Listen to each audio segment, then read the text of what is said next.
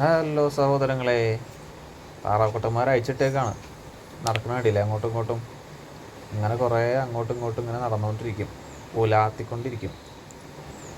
ആ തിന്നണതിൽ ആ pink colour കാണുന്ന നമ്മുടെ ചാമ്പ മരത്തിൻ്റെ പൂവാണ് കേട്ടോ.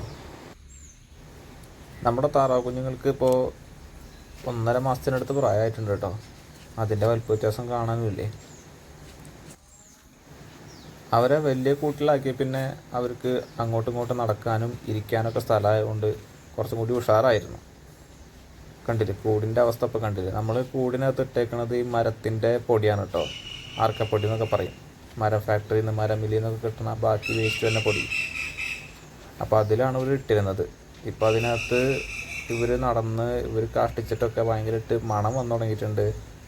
പിന്നെ ഇവർക്ക് തീറ്റയോടൊപ്പം തന്നെ വെള്ളം വയ്ക്കുമ്പോൾ ഇവർ നല്ലോണം തീറ്റയും വെള്ളമൊക്കെ അങ്ങോട്ടും ഇങ്ങോട്ടും തെറിപ്പിച്ചിട്ടാണ് ഭക്ഷണം കഴിക്കുക.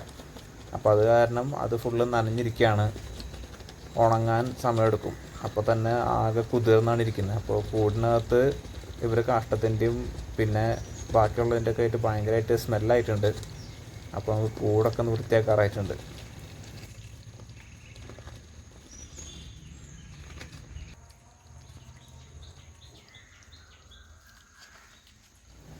ഇപ്പോൾ അവർക്ക് പുറത്ത് വെള്ളം വെച്ച് കൊടുത്തേക്കാണ്. അവർക്ക് അകത്ത് വെള്ളം വയ്ക്കുന്ന ബൗൾ തന്നെ പുറത്തേക്ക് വെച്ചിട്ട് വെള്ളം വെച്ച് കൊടുത്തേക്കാണ്.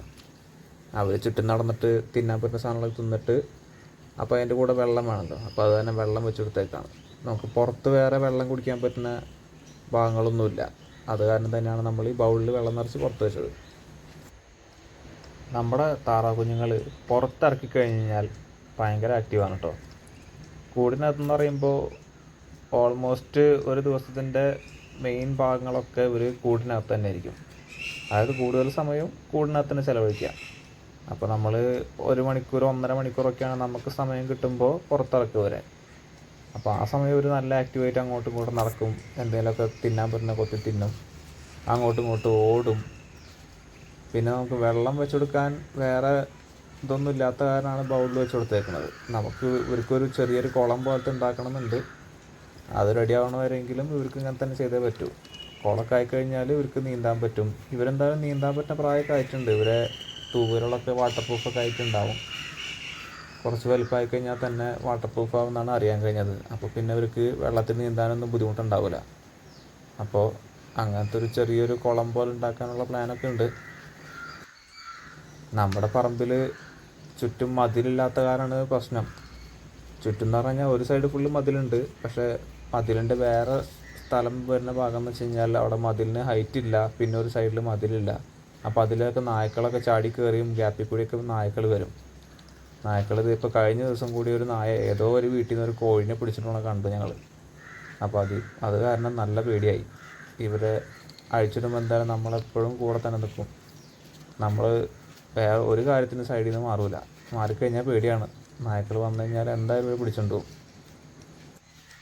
നമുക്ക് ഫുള്ളായിട്ട് നായ്ക്കളൊന്നും കയറില്ല എന്നുള്ളൊരു ഉറപ്പുള്ള രീതിയിലുള്ളൊരു എൻക്ലോസ്ഡ് ആയിട്ടുള്ളൊരു ഏരിയ ആയിരുന്നെങ്കിൽ നമുക്ക് ഇവരെ മൊത്തത്തിൽ ഫുൾ ടൈം അഴിച്ചിടുമായിരുന്നു.